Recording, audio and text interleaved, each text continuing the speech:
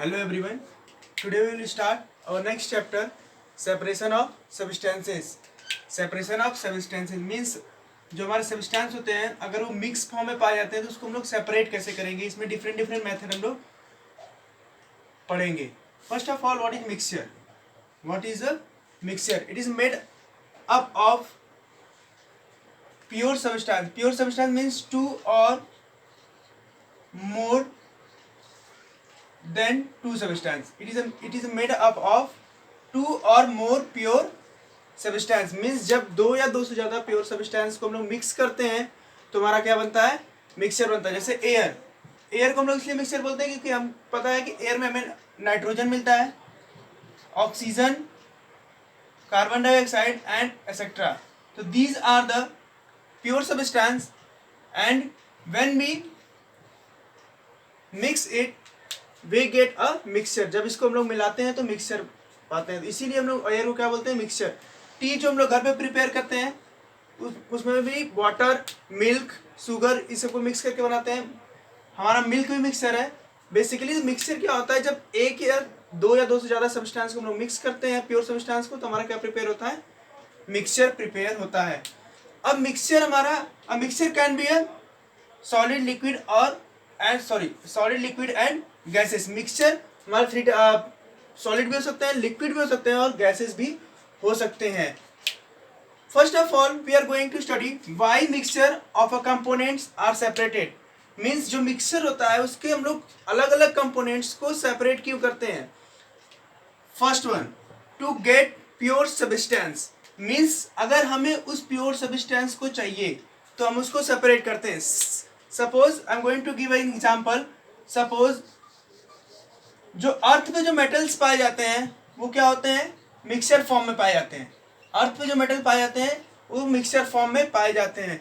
तो हमें वो original element, suppose iron, aluminium, जो हमें ओरिजिनली फॉर्म में, प्योर फॉर्म में चाहिए रहता है तो इसको हम लोग सेपरेट करते हैं. तो first one is to get pure substance. Second one, to remove a harmful substance. To remove a harmful substance. What does it mean? Means जो हमारा harmful substance होता है. जैसे अगर हम बोलें कि हम लोग मार्केट से अगर हम लोग राइस लाते हैं या फिर पल्सेस लाते हैं तो उसमें क्या होता है? बहुत सारे इंसेक्ट बैक्टीरिया होते हैं, स्टोन्स होते हैं. तो उसको क्या करते हैं हम लोग, जो हमारे लिए क्या होते हैं? हार्मफुल होते हैं. तो उन सबको हमें रिमूव करना होता है ताकि हमें harm ना करे. Second one is to remove harmful substances. The third one, to remove undesirable substances. What does it mean? Listen. Suppose हम लोग घर पे क्या बनाते हैं? टी बनाते हैं. उसमें sugar, water, green tea mix करते हैं.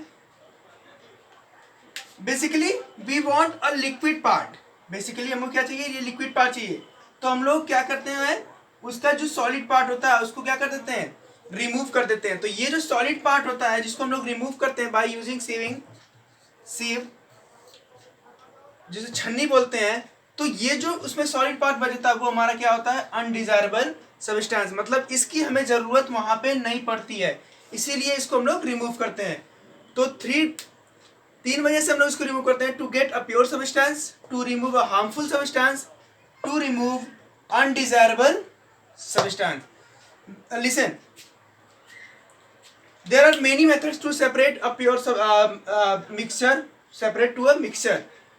Some are simple because some substances are different size and color, and some are कुछ ऐसे होते हैं जो कि मतलब सिंपल मेथड से उसको हम लोग सेपरेट नहीं कर पाते हैं. मीन्स जो कुछ होते हैं उसको हम लोग इजी मेथड से कर पाते हैं और कुछ ऐसे होते हैं जो जैसे सैचुरेटेड सोल्यूशन बन जाता है या फिर किसी शुगर सॉल्ट का सोल्यूशन बन जाता है तो उसको हम लोग इजीली सेपरेट नहीं कर सकते हैं. जबकि अगर हम सैंड और वाटर को सेपरेट करना चाहें तो इजीली सेपरेट कर सकते हैं. तो हम लोग we are going to discuss all the topic one by one.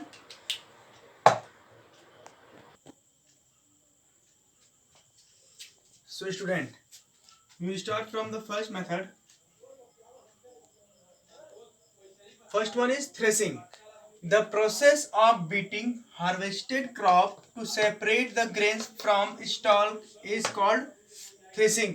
Means जब हार्वेस्टेड क्रॉप जो होता है जिसको हम लोग काट के लाते हैं खेत से, उसको उसके ग्रेन से स्टॉक से अलग करना, मतलब वो जो उसमें स्टीम लगी रहती है उसको अलग करना उससे, इस प्रोसेस को क्या बोलते हैं? थ्रेसिंग. अब थ्रेसिंग जो होता है वो दो टाइप का हो सकता है, या तो मैनुअली हम लोग हाथ से करें या फिर हम लोग उसको मशीन से करें. मशीन से जो करते हैं, जैसे वीट को, गेहूं को जो करते हैं अभी उसको थ्रेसर से मशीन का यूज करके थ्रेसिंग करते हैं. लेकिन जब हम लोग राइस जो पैडी का वो लाते हैं, पैडी का, तो उसका बेसिकली लोग जो सेपरेशन करते हैं उसके ग्रेन्स को स्टॉक से, उसको कैसे सेपरेट करते हैं? उसको स्टोन पे, हार्ड स्टोन पे उसको क्या करते हैं, या फिर कोई हार्ड चीज होता है उसको बीट करते हैं, जिसकी वजह से उसका ग्रेन्स जो होता है वो क्या होता है? सेपरेट हो जाता है. ये सभी लोगों ने देखा होगा अपने घर पे कि जो थ्रेसिंग होता है वो, उसमें क्या करते हैं हम लोग, ग्रेन्स को स्टॉक से अलग करते हैं. मीन्स जो हम लोग क्रॉप को कट करके लाते हैं खेत में, तो या तो उसको थ्रेसर में ले जाके मशीन से इसको कट करते हैं. अगर वो पैडी होता है तो उसको हम लोग बेसिकली हैंड से पीटते हैं, उसको हाथ से पीट के उसको, मतलब उसको हम लोग बीट करते हैं, और उससे हमारा ग्रेन्स क्या हो जाता है? सेपरेट हो जाता है. ग्रेन्स क्या होता है? सेपरेट हो जाता है. तो this method is called threshing. The process of beating harvested crop to separate the grains from stalk is called threshing. Now come to the second point. Second method, winnowing. The method used to separate chaff from grain by wind is called winnowing. सभी लोगों ने देखा होगा अपने घरों पे कि जो हमारा जो ग्रेन हो जाता है उसमें बहुत सारे हस्क, मतलब कुछ पार्ट्स रह जाते हैं जिसको, जैसे भूसा या फिर कुछ ऐसे बड़े बड़े जो वो पार्ट्स रह जाते हैं, तो उसको क्या करते हैं हम लोग? उसको विंड के सामने ले जाते हैं या फिर फैन के सामने ले जाते हैं. तो जब उसको थोड़ा हाई लेवल पे होकर उसको नीचे गिराते हैं, तो वो क्या होता है? जो ग्रेन होता है वो हैवी होता है. ग्रेन क्या रहता है? हैवी रहता है. तो ग्रेन जो रहता है वो पास में रह जाता है, और ये जो चाफ होता है जिसको भूसा बोलते हैं, ये क्या हो जाता है? दूर उड़ के विंड की हेल्प से चला जाता है. तो विनोइंग मेथड में हम लोग क्या करते हैं कि जो ग्रेन्स को उसके चाप से अलग करते हैं. इट मीन्स कि वो जो भूसा होता है उसको हम लोग, ग्रेन्स के कुछ पार्ट जो उसमें आ जाते हैं, विनोइंग सब लोगों ने देखा होगा, इसको हम लोग सेपरेट करते हैं. तो winnowing is the second method. Then the third method of separating substance is hand picking method. Hand picking method is the easiest method. It involves manually removing small stones, insects, etc. from the grains. It involves manually removing small stones, insect, etc. from the grains. Means market से जो हम लोग pulse लाते हैं, pulses लाते हैं, जो दाल rice लाते हैं, तो सब लोगों ने देखा होगा अपने घर पे मम्मी को या फिर किसी को, वो क्या करते हैं? पल्सेस को लेके उसको साइड साइड करके उसमें से जो स्टोन्स होते हैं उसको, स्टोन को पिक करके बाहर निकालते हैं, या फिर इंसेक्ट जो होते हैं बाहर जो दिखता है उसको क्या करते हैं? बाहर निकालते हैं. वही जो मेथड होता है उसी को हम लोग क्या बोलते हैं? Hand picking. क्या बोलते हैं? Hand picking. Hand picking simple method होता है जिससे हम लोग जो उसमें अनवांटेड है, जो हार्मफुल सब्सटेंस होता है उसको इजीली, या फिर कुछ ऐसे ग्रेन्स जो हमारे लिए स्मॉल अमाउंट प्रेजेंट होते हैं उसमें, उसको क्या करते हैं हम लोग? सेपरेट कर देते हैं, उसको अलग अलग पकड़ के. तो ये सबके घर पे होता है. Then coming to the fourth one, sieving method. Sieving, the smaller component passes through the pores of sievage, whereas larger component left behind. इसका मतलब होता है जो चलनी होता है जिससे हम लोग फ्लोर, आटा को चालने का काम करते हैं. क्या करते हैं? आटे को चालने का काम करते हैं. तो बेसिकली जब हम लोग आटे को चालते हैं तो हम लोग क्या करते हैं? जो अनडिजायरेबल होता है, मतलब जो हमारे लिए जरूरी नहीं होता है, तो उसको हम लोग आटे को सीप से यूज करके उसका जो अनवांटेड चीज होता है उसको क्या करते हैं? रिमूव करते हैं. और इसको हम लोग हिंदी में क्या बोलते हैं? चलनी.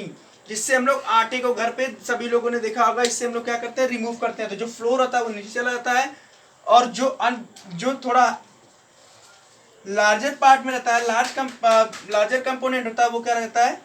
ऊपर ही रह जाता है. तो this are the four method. I am going to explain next one. Next process is sedimentation and decantation. Basically, these are two methods which are used in our daily life.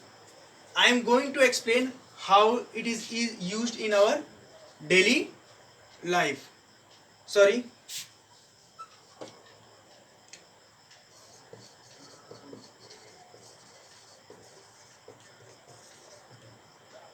Clear. The process of separating insoluble solids suspended in a liquid by allowing them to settle down is called sedimentation. What does it mean? Suppose